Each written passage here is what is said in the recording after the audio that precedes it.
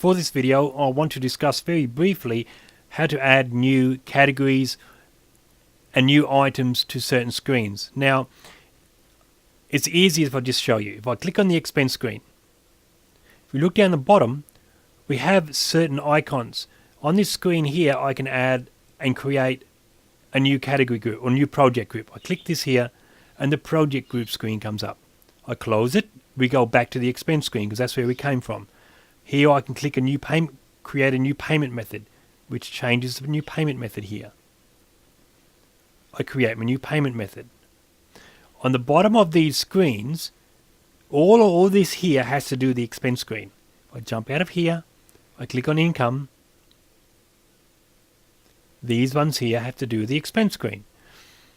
They might be a combination that's to do with, it might be multiple screens where the same item down the bottom is for multiple screens, such as this category group.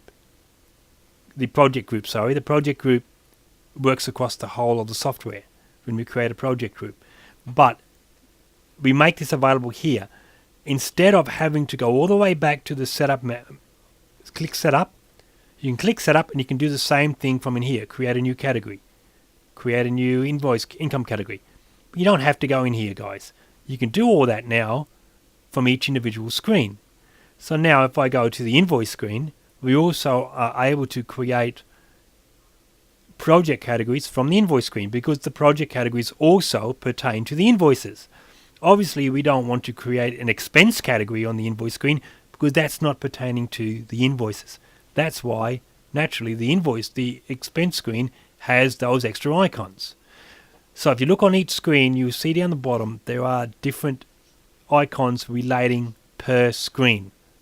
I didn't want to discuss each individual screen. I just want to discuss where to find things because we're getting into that down the road. While I'm here, I might as well talk about the setup menu. If I click setup, a minute ago I mentioned that you could add a new income category from the income screen. You can also do that from the setup menu. Okay, so you can do many of the multiple same things. See, that icon's available on the expense screen. That's available on the expense screen. That one is only if you turn on additional columns. But that's a different one. That's where you can print the categories. So if you see, that's on the income screen. So a lot of these are already duplicated on the screens. The ones that aren't naturally are ones that are specific to certain areas, such as printing. In setup menu, you can go in here and you can change the printing directory. You can select and activate icons.